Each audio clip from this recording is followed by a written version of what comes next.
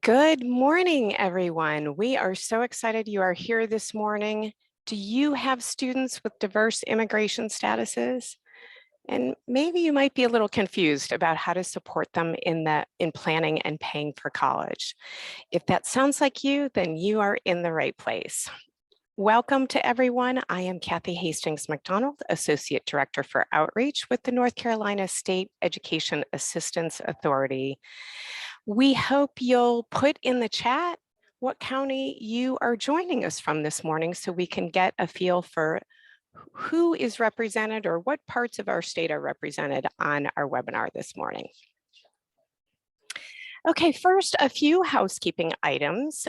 We welcome your questions. This is our opportunity to learn and grow and share together. So please use the Q&A box in your dashboard. You'll see chat, but you'll also see Q&A. We encourage questions to go through the Q&A if possible, because we want to make sure we get all your questions answered, or hopefully all of them shared before our hour is up together. Second, we love it when you share what you're learning on social media so that we can understand what's resonating with you. Please use the hashtag CFNC so we can find you. And finally, we are recording today's session. So if you have a colleague who might be interested in this topic but couldn't join us this morning, we'd love it if you'd share it with them.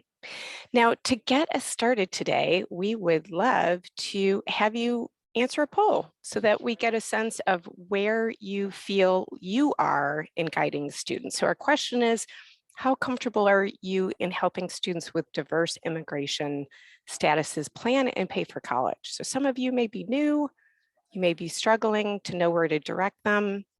I feel comfortable with the basics. Maybe you're confident supporting them, but always looking for new ideas. Or maybe you could be leading this webinar. So help us understand where you're at.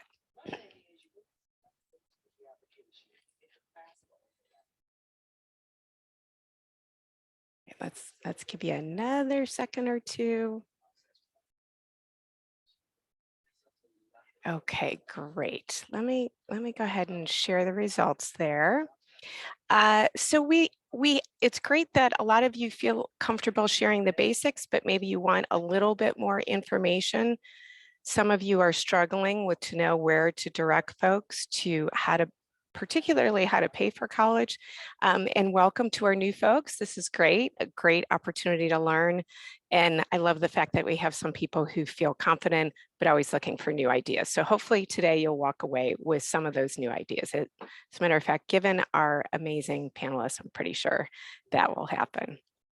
Okay, so very quickly, this webinar is brought to you by the North Carolina State Education Assistance Authority, which is the state agency that helps North Carolina students plan and pay for their education.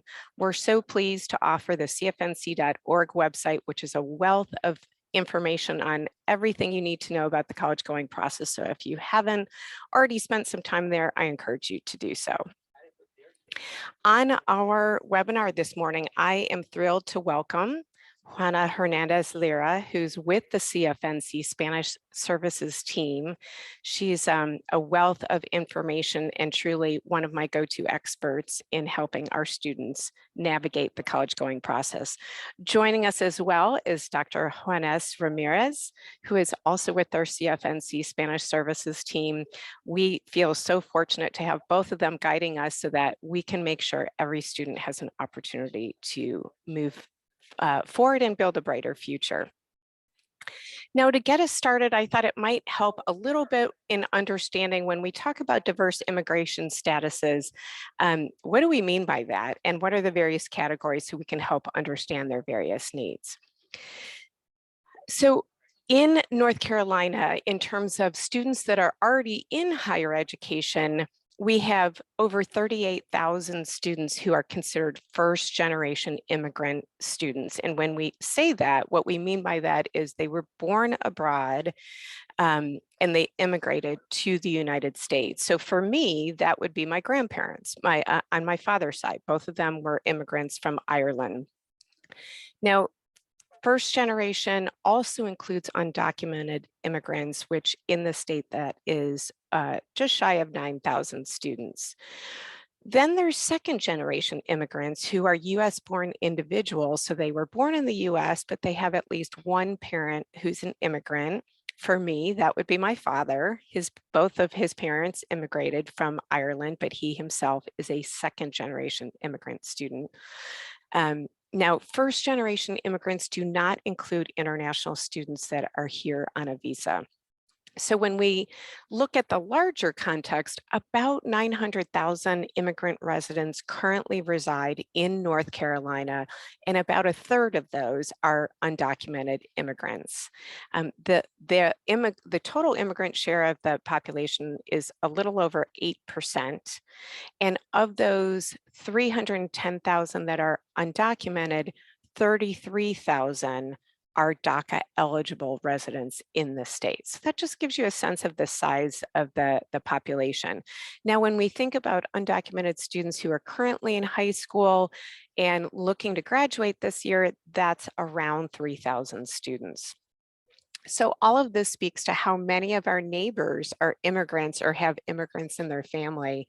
And not only do they pay taxes, but they bring rich cultural traditions here that enhance our communities. So to help us better understand the diverse statuses and how best to support them in the college going process, I would love to turn the slides over. So let me stop sharing and turn it over to Juanes, who's going to get us started with our topic this morning. Good morning. Good morning, everyone. Thank you so much for being here. What a privilege it is to spend a little bit of time together thinking about this important topic. I am an immigrant myself. I arrived from Colombia, South America, when I was 12 years old. My family brought me as a political refugee. And even though I have become a US citizen after so many years, my family is still impacted by immigration. So half of my family is in Colombia right now visiting my brother who lives there. And so even though I'm a US citizen, I'm still being impacted by immigration. So I just wanted to make sure we understand that that doesn't stop once you become a US citizen or once you change your status. So we do have a little bit of agenda for us today, just to make sure we stay on topic. We only have a little bit of time, and basically our goal is to make you aware and just share some information. And then I think it is going to be appropriate to follow up and continue this conversation. So the first thing we want to do is talk to you guys about some facts or myths, and you guys are going to help us to think about those things. Then we're going to be moving into helpful terms so that way everyone has a threshold of understanding what we're talking about. We want to talk about some challenges that we are seeing in terms of access and paying for higher education, and then also share with you some prominent practices and resources. And we hope that by the end of this workshop that you have some tools that you can take back to your work or to your communities. All right. So let's be honest in this question. I think it is really important for us to just be aware if you have a contact that you feel safe asking questions on immigration right now in your community. Is this true, or is this a fact, or is this a myth? Do you have someone that you feel safe asking questions? And let's see, Juana and Kathy, let me know what we're seeing and hearing. Yeah, folks, if you can put it in the chat, how comfortable do you feel that you have someone you can ask questions about? So we're seeing lots of no's so far. Well, some folks are giving you all props. Yeah, and so this is something that we want to make sure that everyone has a contact that you feel safe asking those questions, whether that is in your institution and whether that is someone else in the community, that we can be asking additional follow-up questions. Thank you so much for your participation. All right, we have another one, and we're going to be getting a little bit more technical here. And this question relates to, in North Carolina, undocumented students, including DACA, are not eligible to enter college in North Carolina. So in North Carolina, are undocumented students, including DACA, not eligible to enter college? Is that true? False? Don't know? Let us know. Let us know. So we've opened a poll there. So folks can use the poll to let us know. Oh, we had quick responses here. So let me share. Oh, it looks like there's a few more folks coming through.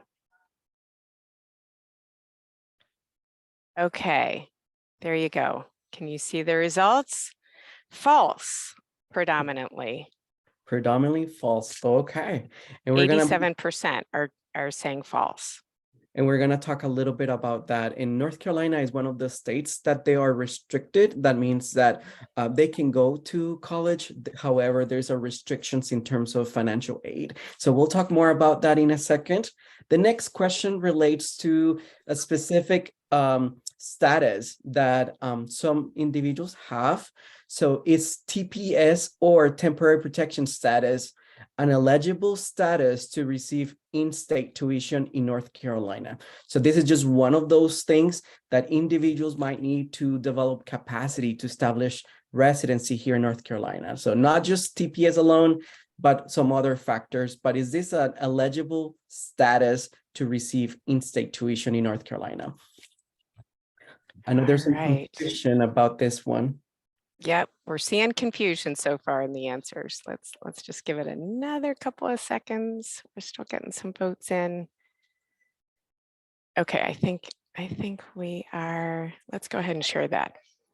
So 56% are not sure, which is part of why we're here. Help us understand this policy. 28% said false, 15% said true. Thank you so much. So TPS recipients are eligible to receive in-state tuition in North Carolina. However, they cannot receive state funding at this time. And we'll talk a little bit more about TPS and kind of what that looks like. But I just wanted to make sure we answer those myths or facts. All right, we got two or three more, well, three more. You don't need to complete RDS as an undocumented student. So undocumented students do not need to complete RDS. Is this true? Is this false? We don't know. Tell me what you're thinking.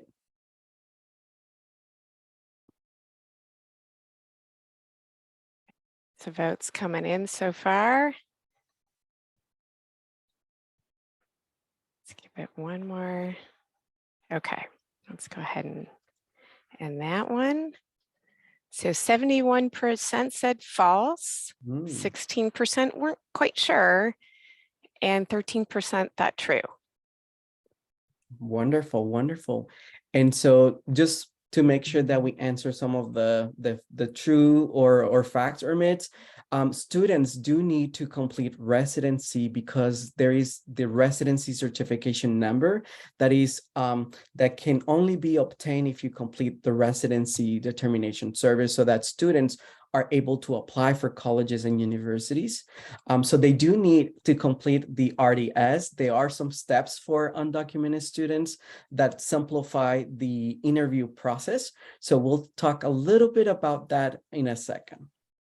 And Juanes, if I can just let folks know, we do have our RDS team working in the background. So if you have some RDS specific questions that you'd love to get answered, feel free to drop those in the Q&A box that's in your dashboard, and those folks can help get those questions answered kind of behind the scenes. Okay, so next one. So the next question is, you can complete FAFSA if your parents don't have a Social Security number. So it's parents, we're talking about parents, and they don't have a Social Security number. Can we complete FAFSA? All right. I love how folks are getting on the polls, so we're getting the answers pretty quickly. Let's just give it a couple more seconds here. Okay, I think we're good. All right, 83% said true, 8% said false, 10% weren't sure. Thank you. Thank you so much for engaging with us. This is exactly why we're here. We're going to be learning about all of those processes. So FAFSA, Students that are eligible can complete FAFSA even if their parents don't have a social security number.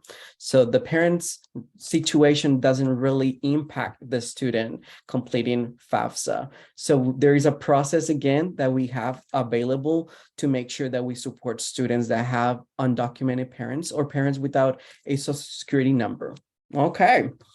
And then as we're getting into the last formal question is, should we recommend alternative ways to pay for college to all students? Is it something that is resonating with you as a fact, or is this a myth, or you're not sure? Should we recommend alternative ways to pay for college to all students, not just diverse immigration impacted students, but all students? What are you thinking?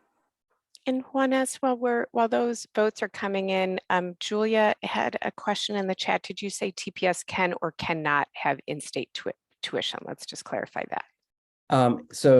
They are, it's an eligible status to receive in-state tuition. Yeah, great, thank you.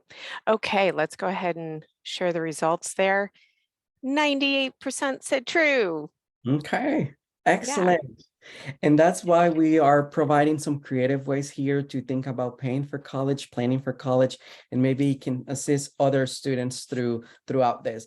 And we know we didn't capture all the questions. We know you may have some other ones, some difficult scenarios. Please put them in the chat whenever you're thinking about a fact or myth or you're not sure. Go ahead and put it in the chat. What we're hoping to do is to create some sort of guidelines or some sort of talking points with some of these questions that you guys are asking us today. All right.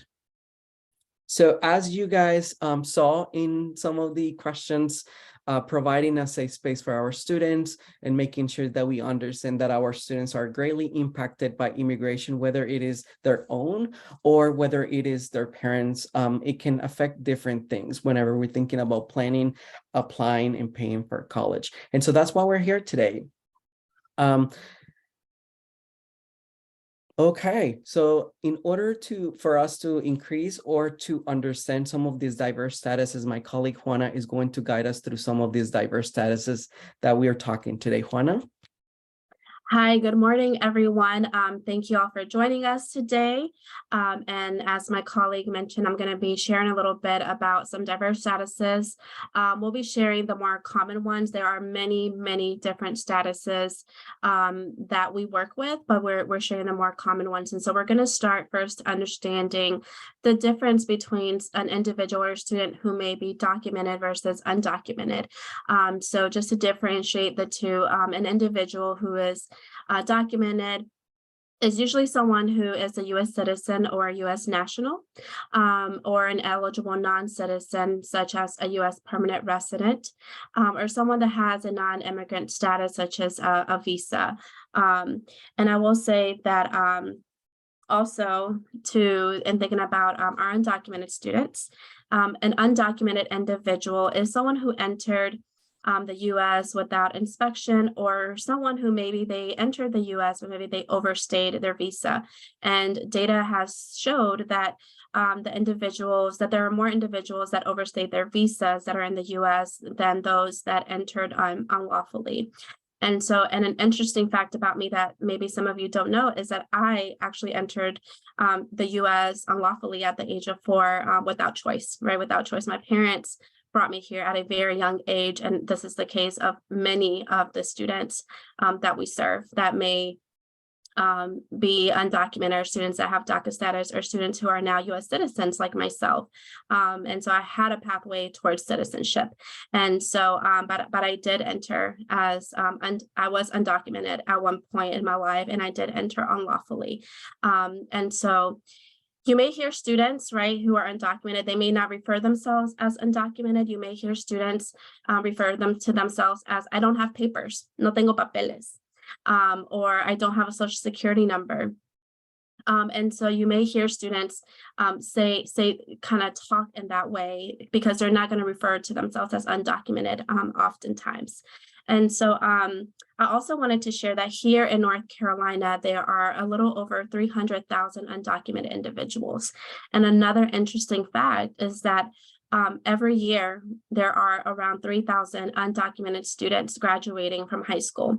And so even though you may think that you may not have undocumented students in your class or in your schools or in your communities, they are present. They are present. They are in our communities, and they're students that we are serving. And I also want to mention that there is no specific characteristic of what an undocumented or a documented individual looks like.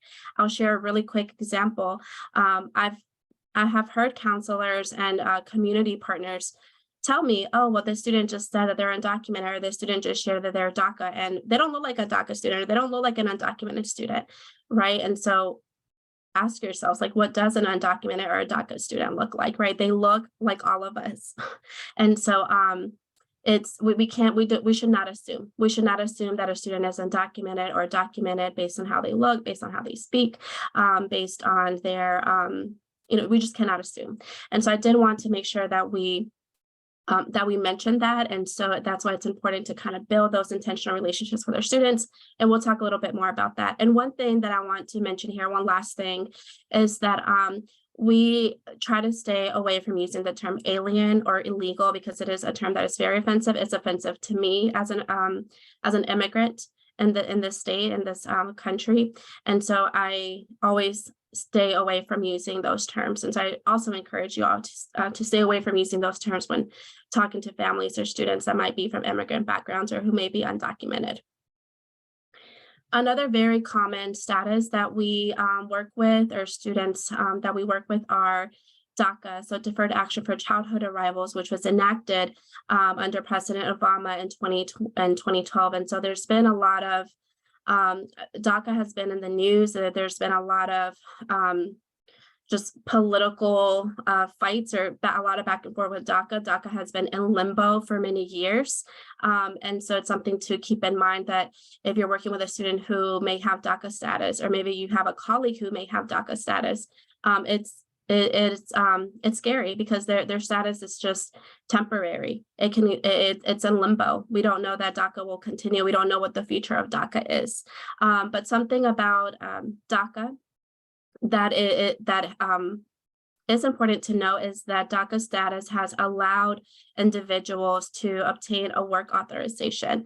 And so they are eligible for work authorization, and they are protected against deportation while they are under DACA status. DACA status does have to be renewed. And so there is a financial component to making sure that your DACA status is active when you're renewing it, because there is a financial component to that. There are no pathways to citizenship or residency with DACA. And thinking about college access, and for our DACA students, they can go to any college and university as long as they meet the criteria, the requirements here in North Carolina. However, they're not eligible for federal or state aid, and are considered out of state for tuition and admission purposes. And here in North Carolina alone, there are approximately 25,000 DACA recipients, right? They can be your students, they can be your colleagues. And so just, something to think about, as well as we're working with our communities, and we're working with our colleagues. Another common scenario that we see as we're working with students is that we work with a lot of students that come from mixed status households. Juanes mentioned that he also comes from a mixed status household, even though he is a U.S. citizen, or you mentioned that you were impacted by immigration as well. And so I myself am from a mixed status household. And I will say that the majority of the students that we work with come from mixed status households. The majority of the students that we work with are U.S. born, and but they may have one or two undocumented parents, right? So maybe they have, or they may have undocumented siblings, or a sibling or parent that may have a different status as them. But the majority of the students that we work with are U.S. citizens, and they are having difficulties in navigating the college going process, because they face barriers that many other students may not face, right? With their parents not having a social security number, with their parents being afraid to provide that information, or just simply with not being able to provide certain information that is being required of them at times. So as you're working with students, just keep that in mind. Keep that in mind, that we're not a monolithic community. We come from different backgrounds. And so you may be working with a lot of students that come from mixed status households that may need additional support and assistance in the college going process. And then lastly, another common case or statuses of students that we work with are individuals that have temporary protection status, or TPS, which is very similar to DACA. TPS is humanitarian aid. And currently there are 16 different countries listed or designated for TPS. We've listed a few there just so that kind of give you an idea where individuals with TPS may be from. And so I'm not going to go over the list, I'll have it there, but the USCIS has really great resources and really great information if you want to learn more about TPS. But very similar to DACA, TPS recipients or individuals are also protected against deportation, and they're able to get a work authorization. And what's the biggest difference with TPS and DACA is that TPS beneficiaries could potentially be eligible for in-state tuition. It is an RDS eligible status. If you look at the resource that our colleague Raisa shared in the chat, I believe she put the list of eligible status there in that link. And so you can look at that list there. However, even though they are eligible for in-state tuition or for residency, they're not eligible for federal or state aid. And so we wanted to highlight this particular status because it's a question that we get a lot. And some of the other common statuses that we often get are those individuals that are here on political asylum or refugees, asylees, non-immigrant statuses, people with temporary visas. And so we see a lot of different cases, but these are the more common ones that we have seen. So if you have worked with student or are working with the student and are not sure how to support them through that process, we have a lot of resources on CFNC, on RDS, and even the federal government has a lot of resources in helping how to help or support students in different cases. But we're going to move on now before we start talking about the resources to learn a little bit more about the challenges that our diverse immigrant communities face and talk about what some of those opportunities. Yeah, sorry. Can I jump in with a question? Jada is asking, how do you know if a student is a TPS beneficiary? Yeah, so usually students will share with us that they are, or the parents will share with us that they are designated TPS. And so it's really going to depend on their immigration paperwork that they may have. And so usually the student or the parents know that they are TPS beneficiaries.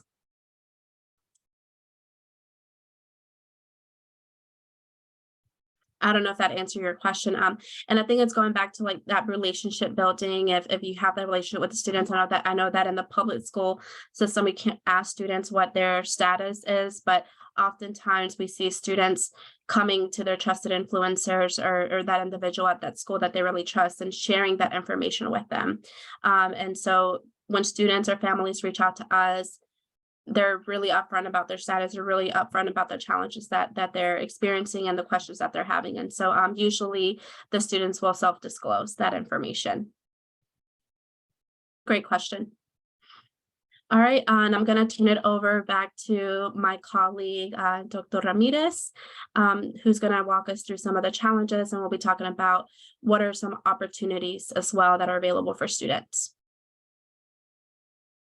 Thank you so much. And yes, it is very difficult sometimes because sometimes they don't know. Sometimes the student don't know, right? And they have to contact parents, and it becomes very challenging sometimes trying to figure out what type of status they have. Our colleagues from RDS have a very helpful list that we use every day.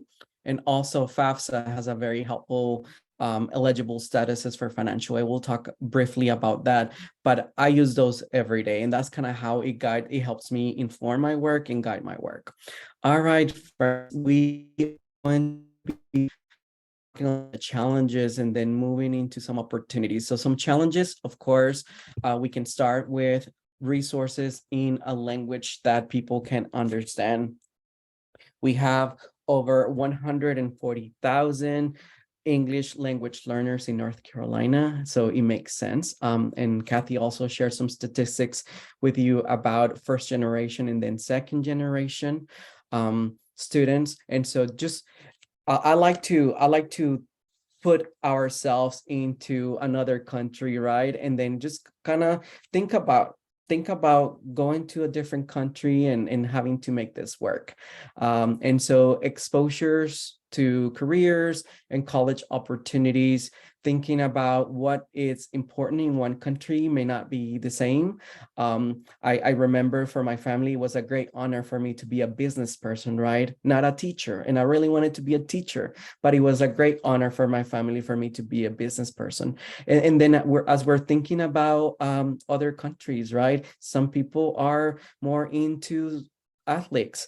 Maybe if you're an athlete, you're a great honor. If you are a medic, a doctor, right? That may be a great honor. So that's something that we need to think about, what tools and resources we have available in a language that people can understand.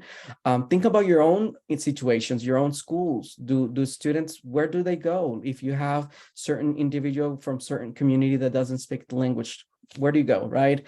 And I think it is important also for us to start thinking about access in terms of websites, in terms of people, moving beyond the language, also understanding cultural practices and just making sure that we understand that there's different values, right?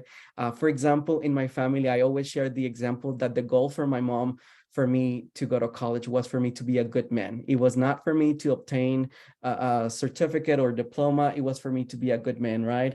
And so sometimes we do get different definitions of what educación can be or education could be.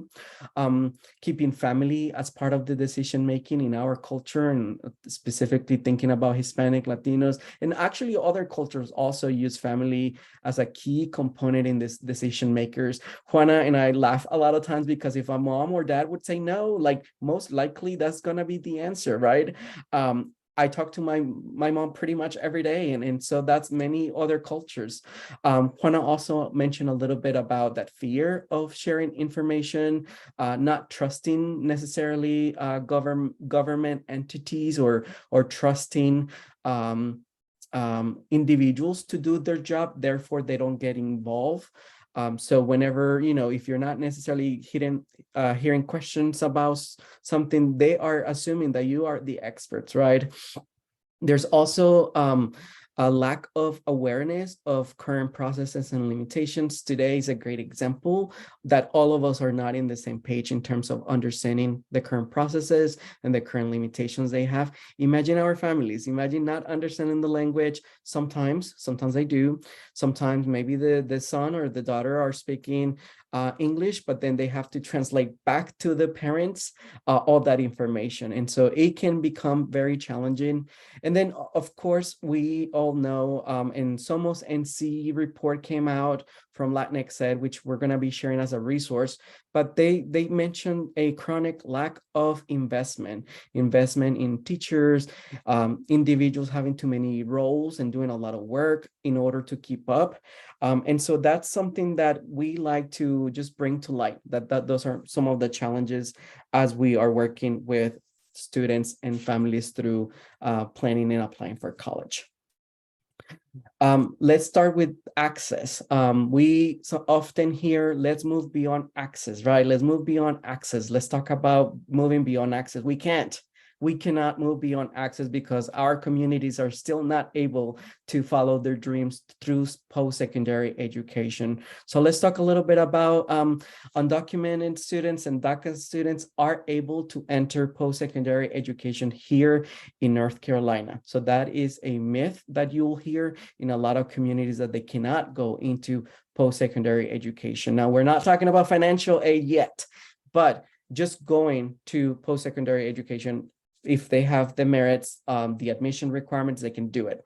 Now, there are restrictions with certain visa types that they're thinking about enrolling in North Carolina. For example, if you have a visitor visa, you may be prevented from enrolling into a college or university in North Carolina. And there are other visa types also that will prevent that. So whenever we're sharing with students and telling them, oh yes, the community college accepts everyone, that is not true. That is not true. They have certain guidelines that they have to follow.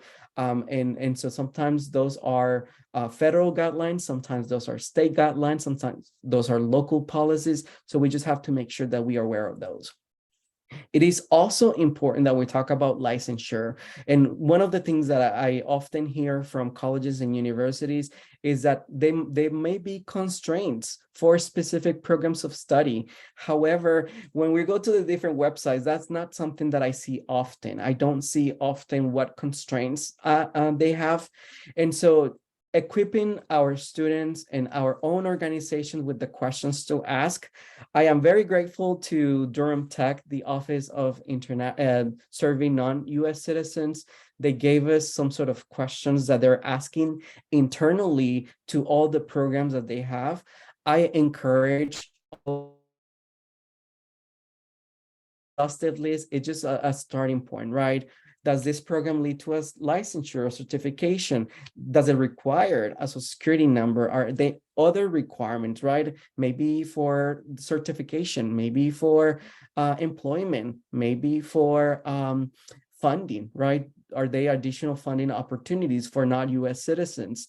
Or are they any additional funding for other type of students? So these are great questions to ask. I like to share those with you. Take a picture, we'll see the recording, and ask.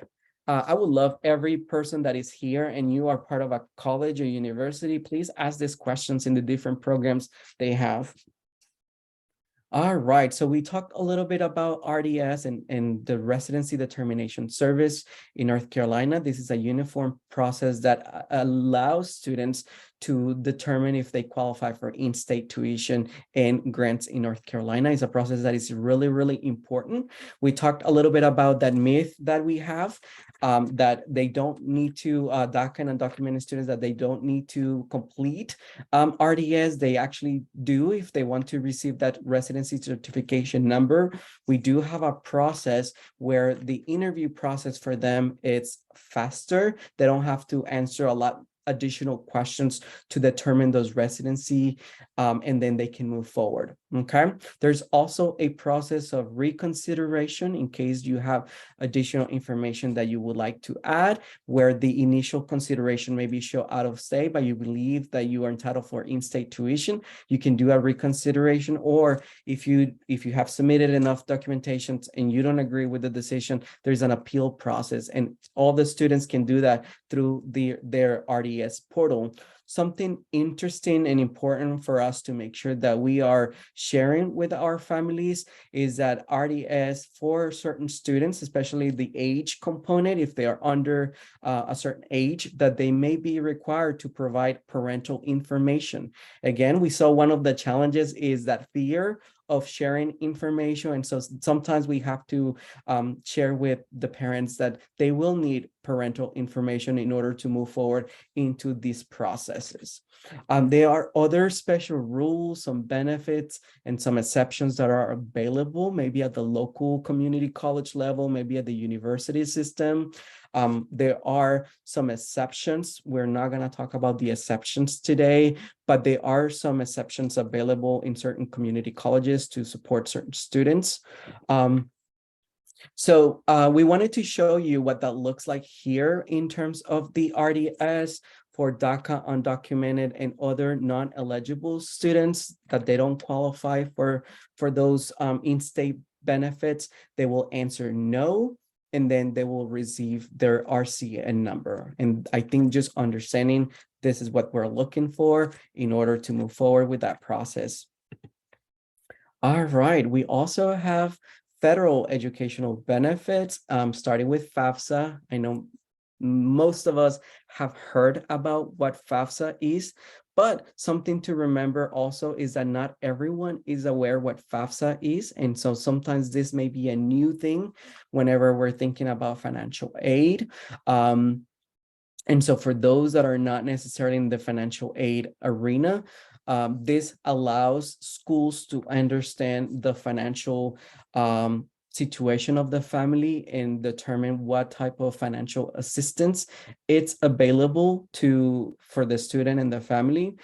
For someone that does not have a Social Security number, they are not allowed or able to complete what is called an FSA ID, which is basically the credential to log in to the Student A website, and also to be able to sign this form electronically. So we are seeing this question comes up a lot with mixed status households, where students may be eligible US citizens, but maybe their parents don't have a Social Security number.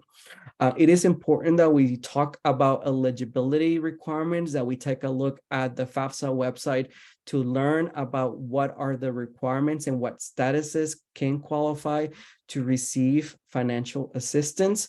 This is something that I don't see very often. I hear sometimes students being told to complete FAFSA without even knowing if they're eligible to complete FAFSA. Of course, then the implication of not having a security also affects the ability to do the data retrieval tool, where the tax information is connected with FAFSA. And this is another topic that we like to bring to light, is that filing taxes may be new to some members of the community. We're trying to inform of making sure that we have all those financial documents available, because there's going to be a time that they're going to need it. FAFSA is available in Spanish. We were not able to find additional languages, but it is available in Spanish, and they also have some supporting documents in Spanish as well. And then again, because FAFSA, it's something that's going to take the financial information of the family in consideration for dependent students, then they will need parent information again. And so this is another opportunity for us to make sure that families are prepared, that we're going to share this information, and maybe sharing also why we're sharing this information. We wanted to also put on the bottom, we put CSS profile may be required in certain institutions, because certain institutions in North Carolina require the CSS profile in addition to the FAFSA.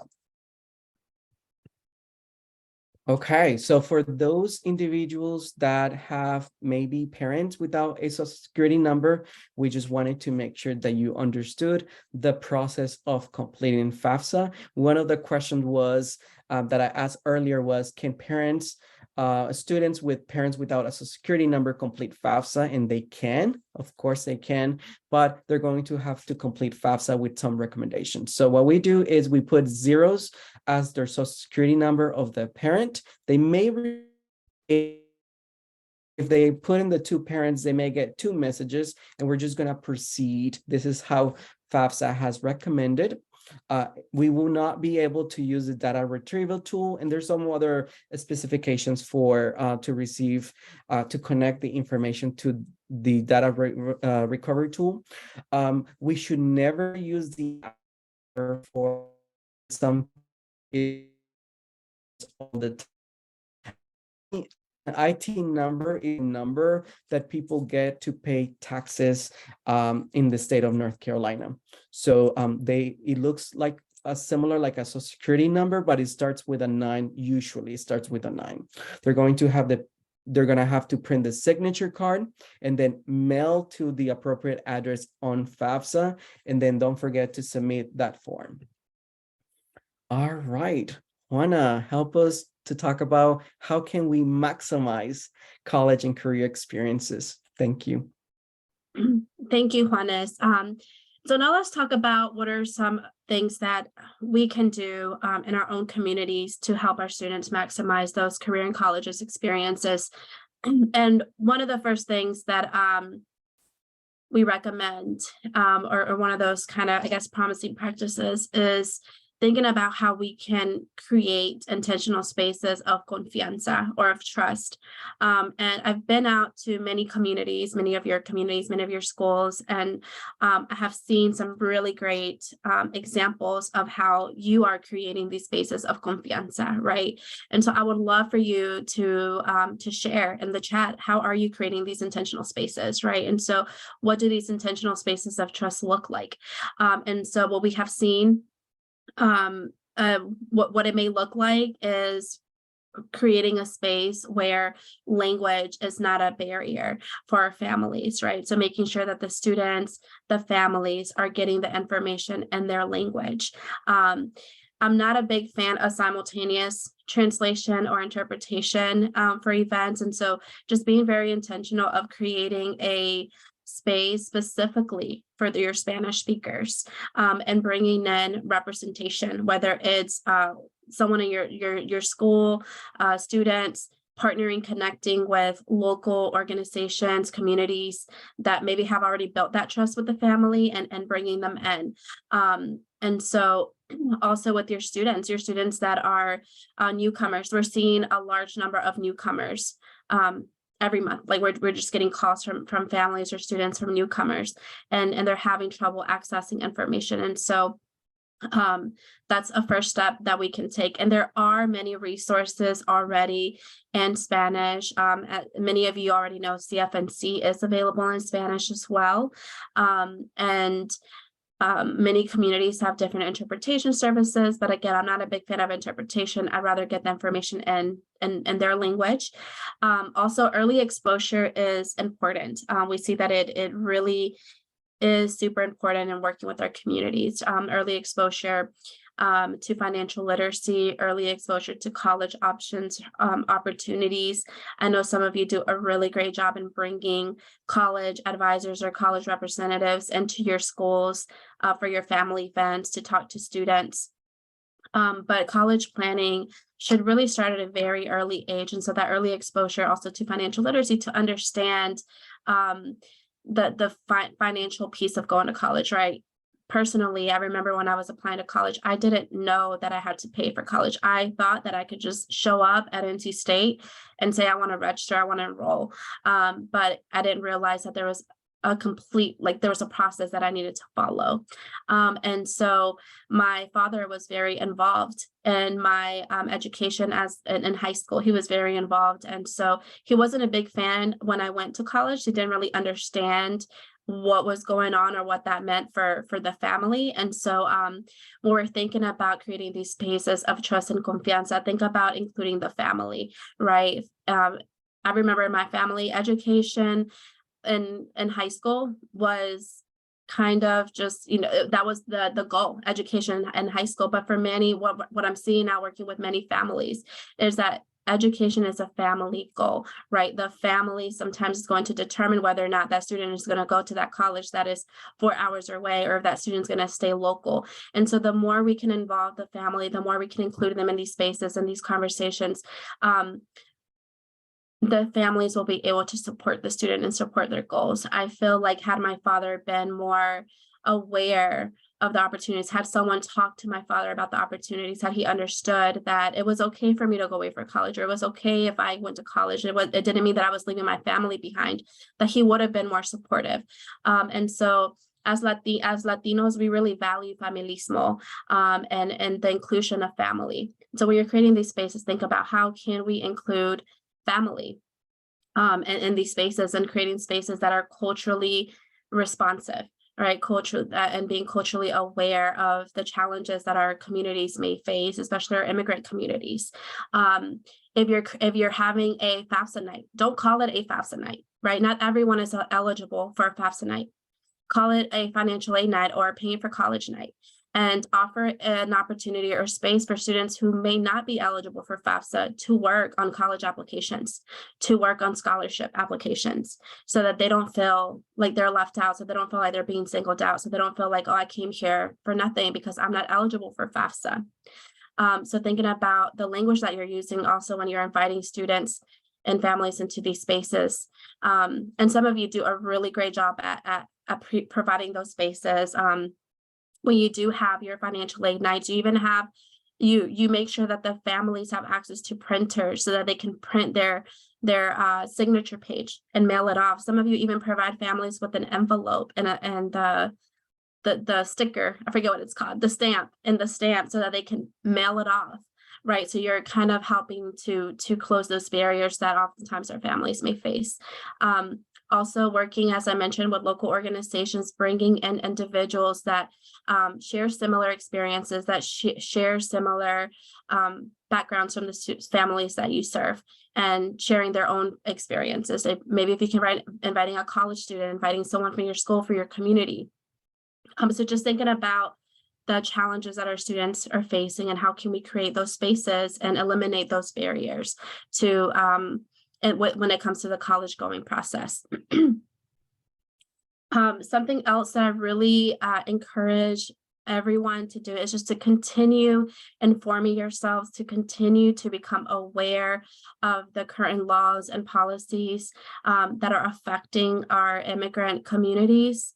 And so just staying up to date on FAFSA changes and the opportunities.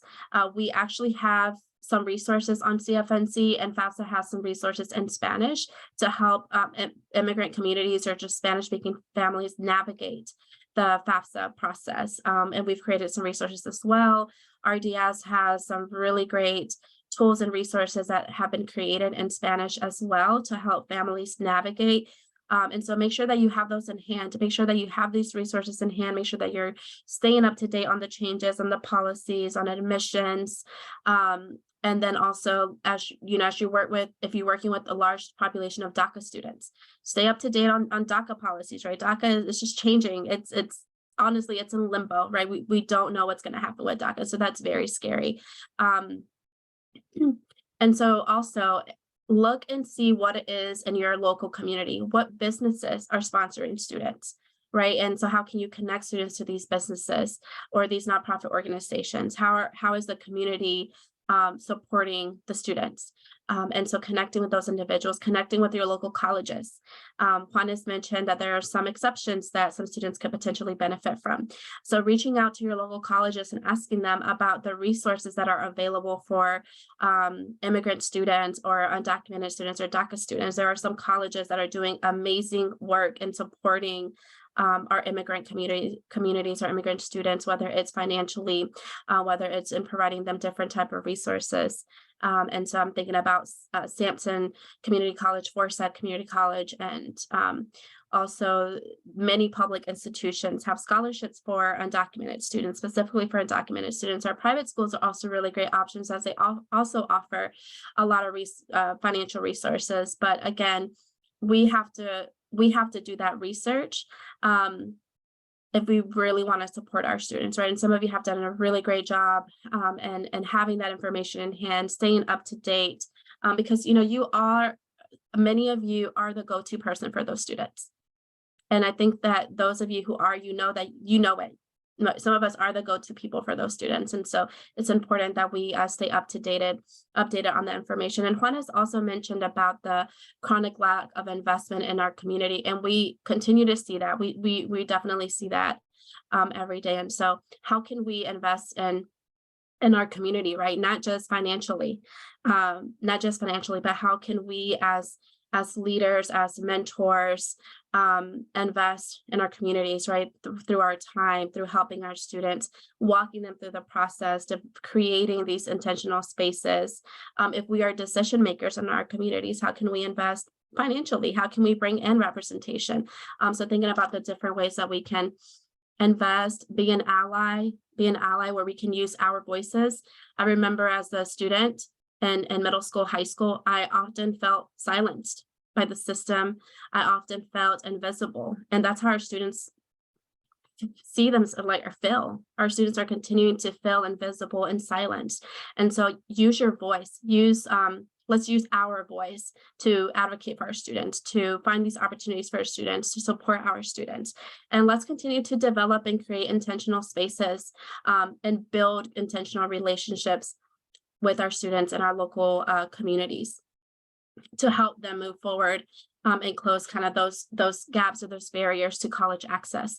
And some of the other things that we can encourage our students to do is kind of encourage them to take advantage of all the opportunities that are offered in our schools. There's so many ways. I know that some of us asked, well, how can I help an undocumented students pay for college, right? So one of the things that we have to encourage our students to do is push them to take advantage of the opportunities that they have in their high schools, right? So minimizing their overall cost by taking college credits or earning college credits while they're in high school, whether it's through Career and College Promise, whether it's through AP or IB programs, whether it's that they're taking CTE courses to earn some type of certification, whether it's encouraging them to go into continuing education courses and enter the workforce. So there are many ways that we can help our students minimize the overall cost of college.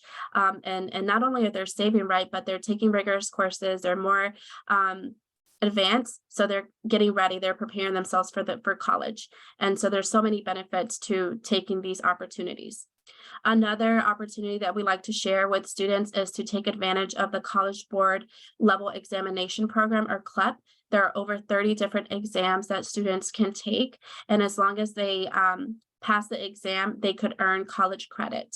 And so I always tell students, if you are speak Spanish very well, take Spanish 1, Spanish 2, and you don't have to worry about taking those classes in college because you've already showed that you mastered that topic. You master it, so you don't have to take it again in college. And so they just have to make sure that they are looking at the requirements for the school and making sure which courses are accepted.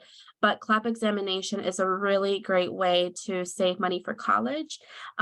There's also transfer programs or college affordability programs that students can look into, like the guaranteed admission programs, where they start at the community college and then transfer to a four-year school. I've had many conversations with our parents this semester, just telling them about this opportunity and how the community college it is a really great opportunity for them, and then transferring. There's also NC Promise schools that are making college more affordable for our students.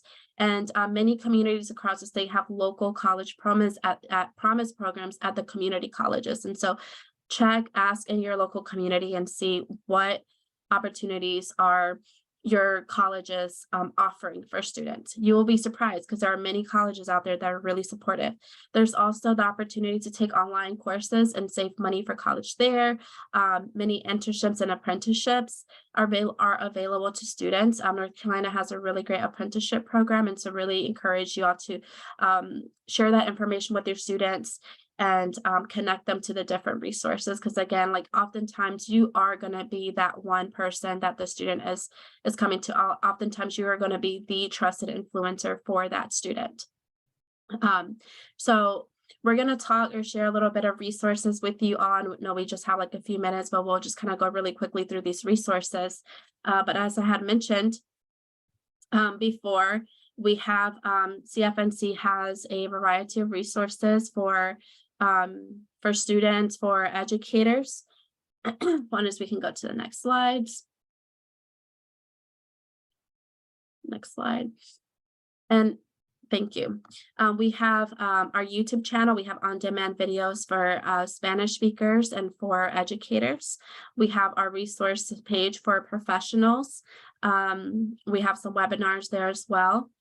And we have a collaboration or a partnership with College en Consejos and Latinx Ed.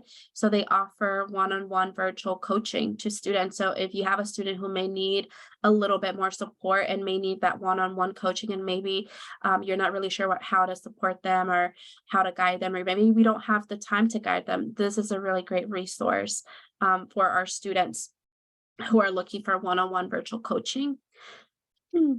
CFNC has a newsletter that we encourage you all to sign up for to stay updated on the different resources, the different webinars or events that we have coming up. So you may want to sign up for that. And I'll pass it on to my colleague Juanes to kind of close us off and sharing some of the scholarship resources and some of the other resources that we have to share with you all.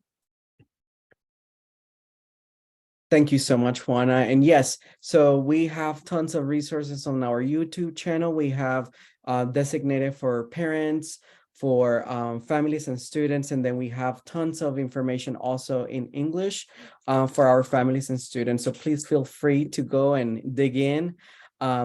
We encourage all our students to really think about scholarships. There are some scholarships that are unrestricted. That means they don't have a specific restrictions. Some of them are specifically for diverse immigrant statuses. So all of those things that make us beautiful and unique, we need to embrace those things and look for scholarships that can allow us to keep going. So we are sharing a little bit of a list that we found from the West to the East, but this is not an exhaustive list. You may know of many, many more. And we just wanted to make sure that we always are thinking about scholarships for our students, all our students, right? We also are sharing with you some resources. I just wanted to highlight few resources from here. One of them is the Somos North Carolina report from Latinx Ed.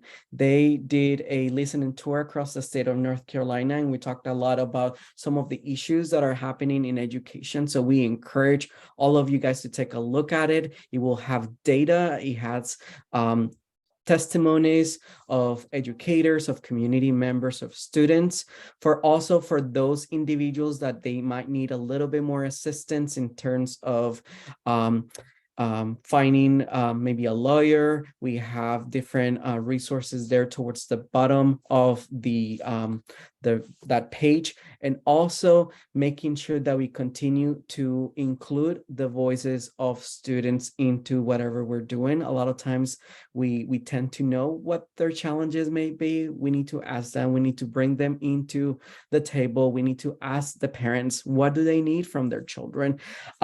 Kathy, that's all that Juana and I had prepared. I hope that students and families that you and also you as a trusted influencer connect with us through CFNC, and then specifically for you all to connect with us through our emails and social media. We are available for you.